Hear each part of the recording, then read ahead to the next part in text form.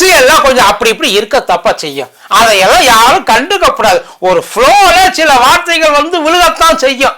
அதையெல்லாம் பெருசுபடுத்தக்கூடாது அப்படின்னு சொல்லுவாங்க.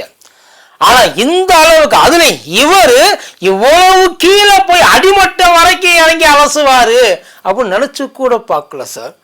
ஐயா எடப்பாடியாரு ஸ்ட்ரைட்டா ஃபேஸ் டு ஃபேஸ் சுத்தி வளைச்சு இந்த சூசகமா சொல்றதெல்லாம் கிடையாது.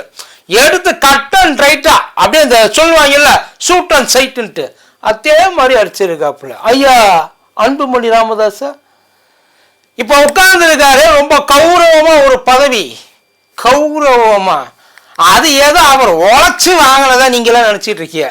அவர் உழைச்சு வாங்கல சார், என்கிட்ட கெஞ்சி கேட்டு வாங்கினது. அதுக்கு பேர் என்ன தெரியுமா? பிச்சை. அன்புமணி ராமதாஸுக்கு நாங்க போட்ட பிச்சை அந்த எம்பி பதவி.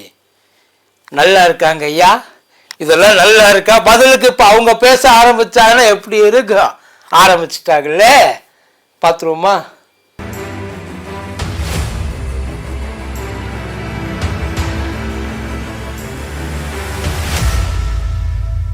மதியம் நேரம் வணக்கம். இது மதியம் தர்பாட்டா கூத்தடி கோப்பி.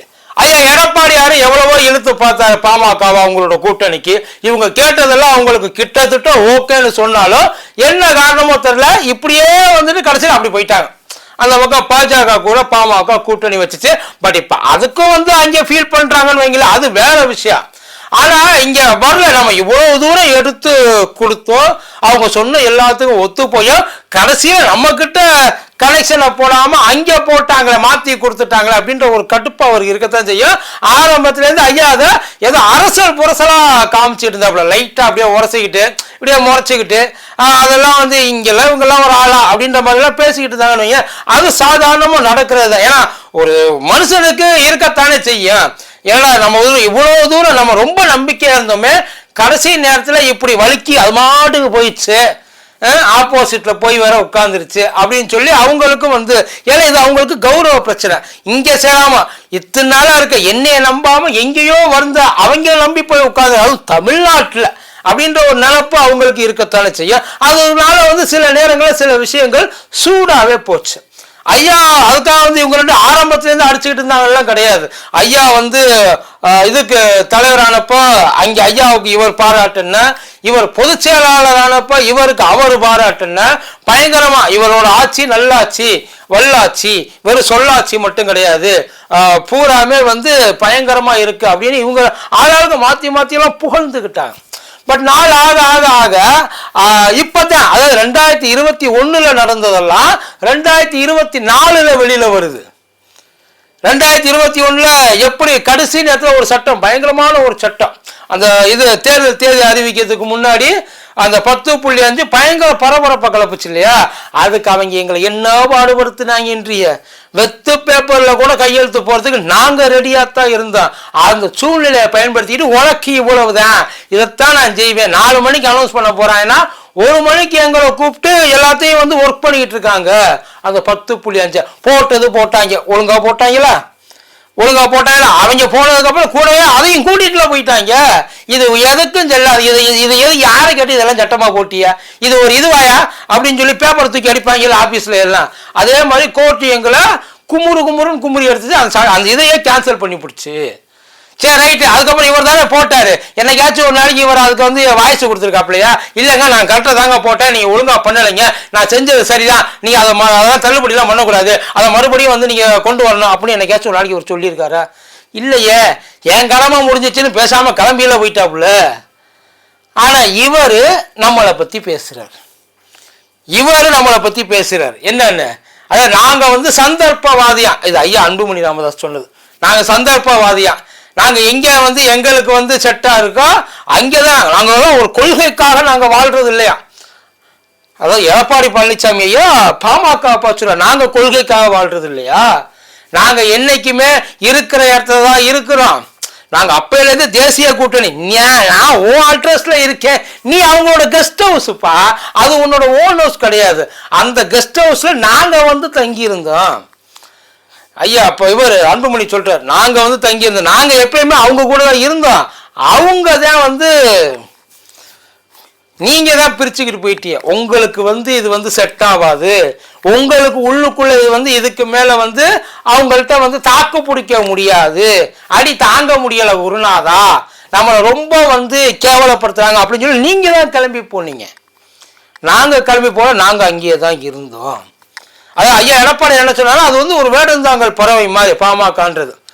அவங்க வந்து எப்போ எங்கெங்கெல்லாம் தண்ணி இருக்குதோ அங்கே போய் உட்காந்துக்குவாங்க, தண்ணி முடிஞ்சதுக்கப்புறம் கிண்ணுன்னு கிளம்பி போயிடுவாங்க, அதுக்கப்புறம் அவங்க அங்கேயே இருக்க மாட்டாங்க.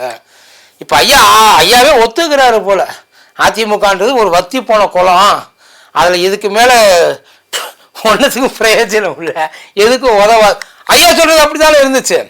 இதை அவரை பிடிச்சிக்கிட்டார். நாங்கள் ஒன்றும் வேடந்தாங்கல் பறவை இல்லைங்க, நாங்கள் வேடந்தாங்கல் சரணாலயம், எங்ககிட்ட வர்றவங்க நாங்கள் பாதுகாப்பாக வச்சுருப்போம், நாங்கள் வந்து என்னைக்குமே கூட்டணிக்கு நாங்கள் துரோகம் பண்ணது கிடையாது, யாரு கூட இருக்கோமோ அவங்களுக்கு அந்த நிலைமைக்கு அந்த சூழ்நிலைக்கு அந்த நேரத்துக்கு நாங்கள் விசுவாசமாக இருப்போம், கடைசி வரைக்கும் நாங்கள் உங்க கூட தானே இருந்தோம், நான் உங்க கூட வந்துட்டு அதுக்கப்புறம் அந்த பக்கம் கரண்ட் ஓடலையே அப்படின்னு இவர் கேட்குறாரு.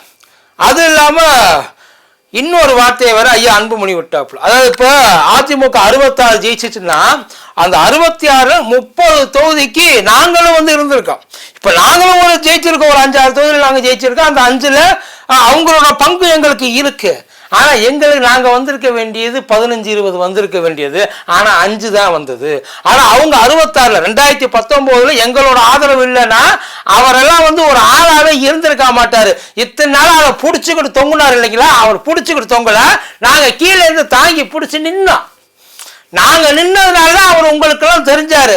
நாங்கள் கீழே போட்டிருந்தோம்னா செதறி இருப்பார். சரி, அதுக்கு மேலே அவர்கிட்ட அங்கே ஒன்று அது ஒன்றும் பெரிய அளவுக்கு நீங்கள் நினைக்கிற அளவுக்குலாம் அவர் ஒர்த்து கிடையாது.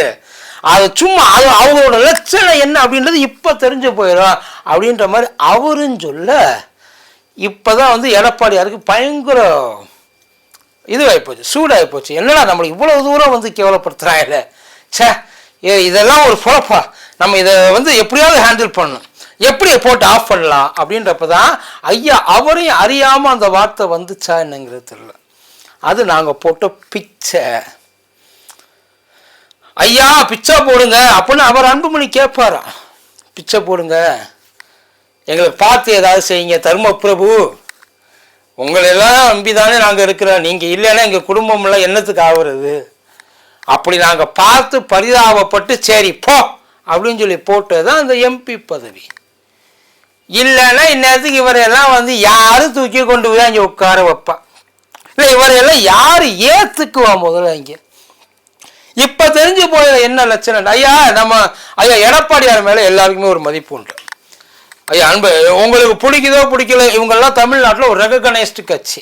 தமிழ்நாட்டை பொறுத்த வரைக்கும் திமுகவாக இருக்கட்டும், அதிமுகவாக இருக்கட்டும், மதிமுகவாக இருக்கட்டும், விசிகாவாக இருக்கட்டும், பாமகவாக இருக்கட்டும், யாராக இருந்தாலும் அவங்களுக்குன்னு ஒரு கோர் வேல்யூ வந்து உண்டு, இங்கே உண்டு, இல்லாமலாம் கிடையாது. அதை பிடிக்குதோ ஜெயிக்குதோ ஜெயிக்கலையோ அதான் அடுத்த பட்சம், அவங்களுக்குன்னு சொல்லிட்டு ஒரு ஓட் பேங்க்ன்றது உண்டு. எதுக்காக ஒருத்தர் கூட்டணியில் வச்சுக்கிறாங்கன்னா இவங்களால நமக்கு பிரயோஜனம் இல்லைன்னா யாரையும் கூட்டணியில் சேர்த்துக்க மாட்டாங்க. முதல்ல அதை நல்லா தெரிஞ்சுங்க.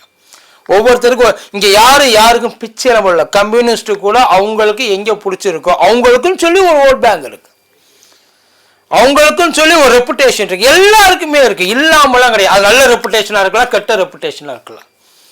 யாருமே இங்கே வந்து சும்மாலாம் வந்து நானும் ஒரு கட்சி தான், அதான் என் பின்னாடியும் ஒரு கூட்டம் அப்படி சில பேர் சொல்லி திரிவாங்க, அவங்களெல்லாம் விட்டுருங்க. ஆனால் சில பேர் அதுக்கான வேல்யூ அதை அப்படியே வந்து ப்ரொடெக்ட் பண்ணி அதை அப்படியே வந்து கீப் அப் பண்ணிட்டு வர்றாங்க, சும்மா எல்லாம் சொல்லக்கூடாது. திடுதிருப்புன்னு இப்போ வந்து இதே ஒரு நல்ல அரசியல் தலைவனுக்கு நாங்கள் போட்ட பிச்சை அப்படின்னு சொன்னால் அது நல்லாவா இருக்கும்.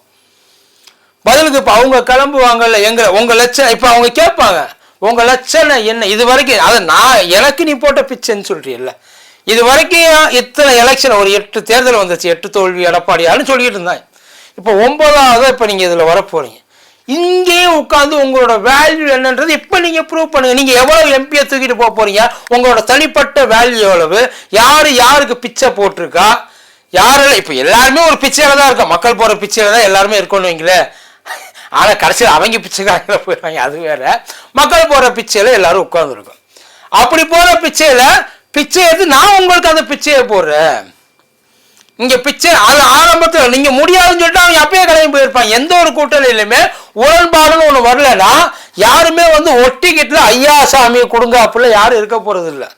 குடிக்கிறீங்களா இல்ல, இது தேவை இல்ல, வெளியில போ. எல்லாருக்குமே எல்லா இடமும் ஒரு வாய்ப்புகள் இருக்கத்தான் செய்யுது. யாருக்குமே போக இடம் இல்லாம ஒரு இடத்துக்கு உள்ள போய் உட்காரல. அதை நல்லா தெரிஞ்சுக்கோங்க. அவங்களுக்கு ஒரு சில விஷயங்கள் தேவைப்படுது, அந்த தேவையை அவங்க பூர்த்தி பண்றாங்க. அதாவது அந்த லெவல் பண்ணுவாங்க பார்த்தீங்களா, ஓகே இது உங்களுக்கு இது உங்களுக்கு. ஆனா அன்னைக்கே சொல்லியிருக்க வேண்டியதானே, இல்லைங்க எங்களால கொடுக்க முடியாது, நாங்க தரமாட்டோம் சொல்லியிருந்திருக்கலாமே. சொல்லியிருந்தேன் உங்க கட்சியில எம்பி அப்படி யாருமே எம்பி உங்க கட்சியில பதவிக்கு ஆசைப்படுறதே கிடையாது. அப்படி பார்த்தா ஏன் இப்ப எல்லாரும் எலெக்ஷன்ல நிக்கிறாங்க? ஏன் அந்த எலெக்ஷன்ல போய் நிக்கிறாங்க எல்லாரும்? எல்லாருக்கும் அந்த ஆசை இருக்குல்ல, எப்படியாச்சும் போய் உட்கார்ந்தோம்னா. அப்படியே அவங்களும் கொடுத்தீங்க. ஏன்னா அந்த நேரத்தில் அவங்களோட உதவி தெரிஞ்சோ தெரியாமலோ உங்களுக்கு அது தேவைப்பட்டிருக்கு, அது அவசியம் வந்திருக்கு. அந்த ஒரு ஆதரவு கண்டிப்பா வேணும். ஒரு சின்ன ஸ்குரு அவங்க வந்து பெருசா உங்களுக்கு வந்து உதவல அப்படின்னாலும் சின்னதா உதவி இருப்பாங்கல்ல. ஏதோ ஒரு இடத்துல ஒரு 5000 வாக்கு ஒரு 10,000 வாக்கு ஏதோ ஒரு இடத்துல அந்த 5000 10,000 வாக்கு ஒரு பெரிய டிஃபரன்ஸா வந்து நின்றுருக்கு இல்லையா? இப்ப வந்து உட்கார்ந்துட்டு பிச்சை போட்டோன்னு சொல்றது இதெல்லாம் ரொம்ப தப்பான வார்த்தைங்க. இப்ப இந்த 1000 ரூபாய் காசு பிச்சை போடுற பிச்சைக்காரங்கன்னு சொன்னாங்க பார்த்தா அதுக்கு இதுக்கு பெரிய வித்தியாசம் கிடையாது. அதுக்கு இதுக்கு அவங்க கேட்டாங்க, நீங்க கொடுத்தீங்க. அவங்க உங்கள்கிட்ட அடிச்சே புடுங்கினாங்கன்னு வச்சுக்கோ, இல்லைங்க எங்களை பாரு எங்களை விடா வலுக்கட்டாயப்படுத்தி வாங்கிட்டாங்க, அது வேற. நானா வந்து பாவம் சரி போகட்டும் டாக்டர் பையன் அதனால கொஞ்சம் நம்ம கொடுப்போம், அப்படியா கொடுத்தீங்க? உங்களுக்கு ஆதாயம் இருக்கக்கூடிய ஒரே ஒரு சிச்சுவேஷனால தான் நீங்களும் அந்த இடத்த விட்டு கொடுத்தீங்க. விட்டு கொடுத்தேன்ற வார்த்தையை நீங்க சொல்லியிருந்தா அது தப்பே கிடையாது, அது தப்பு கிடையாது. ஆனா பிச்சை போட்டேன்னு உங்க பிச்சைன்றது எது தெரியுமா சார்? நம்ம கையில நிறைய இருந்து எக்ஸஸா இருந்து அதை இன்னொருத்தனுக்கு கொடுக்கறதுக்கு பேர் தான் பிச்சை. என்கிட்டயே ஒன்னே ஒன்றுதான் இருக்கு. எவனாச்சும் ஒருத்தன் இருக்கிற வீட்டை இன்னொருத்தனுக்கு கொடுத்துட்டு ரோட்ல படுத்து கிடப்பான்னா எவ்வளவு நல்ல மனசுக்காரனா இருந்தாலும் யோசிச்சு பாருங்க. முதல்ல நான் படுத்துக்கிறேன், எனக்கு இடம் கொஞ்சம் நல்ல வசதியா இருந்து இன்னும் கொஞ்சம் பக்கத்துல இருந்து அதை நான் கொடுக்குறேன். அதை கூட நீங்க பிச்சை சொல்ல அதை விட்டு கொடுக்கறதா சொல்லலாம். என்கிட்ட ஏகப்பட்டது இருக்கு, என்னால மேனேஜ் பண்ண முடியல, எனக்கு இது போனாலும் கவலை இல்லை, எனக்கு அதை பத்தி எந்த பிரச்சனையும் இல்லை, இந்தா வச்சுக்க அப்படின்னு சொல்லி கொடுக்கறது பேர் தான் பிச்சை. இப்ப நீங்க சொல்லுங்க, நீங்க பிச்சை போட்டீங்களா, விட்டு கொடுத்தீங்களா, இல்ல அவங்களுக்கு கொடுத்து உங்களை நீங்க காப்பாத்திட்டீங்களா? தெரியலங்க. ஆனா ஐயா ஏன் இப்படி பேசுறாரு? என்னைக்குமே இப்படி பேச மாட்டாரு. பட் ஆனா ஏன் இப்ப இப்படி பேசுறாரு அப்படின்றது தெரியல. பாப்போம் இனிமேலாவது. அவரும் ரொம்ப குழம்பி போயிருப்பாரு, கொஞ்சம் சூட்டா ஆளாளுக்கு எங்க பக்கத்துல உட்காந்து என்ன ஏற்றி விட்டுருப்பாங்கன்னு தெரியாது. எதையாச்சும் ஒன்று சொல்லியிருப்பாங்க, சொல்லிவிட்டு ஐயா இப்ப போய் மறுபடியும் உட்காந்து ஃபீல் பண்ண தெரியாதனமா சொல்லிவிட்டோம், என்னத்தை பண்ண போறாங்கன்னு தெரியல அப்படின்னு சொல்லிட்டு அவரு உட்காந்து ஃபீல் பண்ணுவாரு. பட் இருந்தாலும் இந்த ஒரு வார்த்தை இந்த இடத்துல வந்து உண்மையில ஒரு அவங்களும் சொல்ல போனா ஒரு 30-35 வருஷத்துக்கு மேல இருக்காங்கல்ல, யோசிச்சு பாருங்க அவங்களுக்கு எப்படி இருக்காது. அடியில அவங்களுக்குன்னு சொல்லிட்டு ஒரு சில விஷயங்கள் இருக்கு இல்லைங்களா, அந்த விஷயத்தை நம்ம கேவலப்படுத்தக்கூடாது, அது தப்பு. அதான் எங்களை விட்டு போயிட்டாங்க அப்படின்னா இருக்கிறப்ப ஒரு மாதிரி பேசுறது, கிளம்பி போனதுக்கு அப்புறம் இன்னொரு மாதிரி பேசுறதுல எந்த விதத்துல நியாயம்? அது நமக்கு நல்லா வரும். இருக்கிறப்பையும் இதே மாதிரி நீங்க பேசியிருந்தீங்கன்னா கரெக்ட். கூட இருக்கிறப்ப சொல்லுவேன் அந்த வார்த்தையை, உனக்கு நான் போட்ட பிச்சை, இந்த கூட்டணியில இருந்திருந்தா அவர்கிட்ட சொல்லியிருப்பேன், இது நான் உனக்கு போட்ட பிச்சைப்பா, பரவாயில்ல இன்னொரு பிச்சை போறேன் சொல்ல முடியுமா உங்களால? இல்லை சொல்லித்தான் பார்த்துருக்கல கூட்டணியில் இருக்கிறப்ப. விலகி போனதுக்கு அப்புறம் எப்படி வேணாலும் ஆளாளுக்கு இப்ப இருக்கிறவங்க கூட சொல்லலாம், பாஜக கூட கூட்டணி வச்சு அப்ப உங்களுக்கு அந்த முதலமைச்சர் பதவி அவங்க போட்ட பிச்சை அப்படின்னு சொன்னாங்கல்ல, சொன்னாங்களா இல்லையா? இல்ல ஐயா ஓபிஎஸ் இப்ப சொன்னா நான் அந்த முதலமைச்சர் பதவி உனக்கு நான் போட்ட பிச்சை, இந்த கட்சியே இப்ப நான் உனக்கு போட்ட சொல்ல முடியல, அவருக்கு அந்த உரிமை இருக்குல்ல. இப்போ உங்களுக்கு இந்த இடத்துல அந்த இது வேல்யூ இருக்க மாதிரி அவருக்கு அந்த வேல்யூ இருக்குல்ல, அதையும் பார்ப்பாங்கல்ல. என்னங்க யாது நீங்களா இப்படி பேசுறது? எங்க ஐயா வாயிலேருந்து இப்படி ஒரு வார்த்தை நான் நினைச்சு கூட பார்க்கல. பட் இருந்தாலும் இனிமேல் வரப்போற காலங்களை கொஞ்சம் பார்த்துக்குங்க. நன்றி.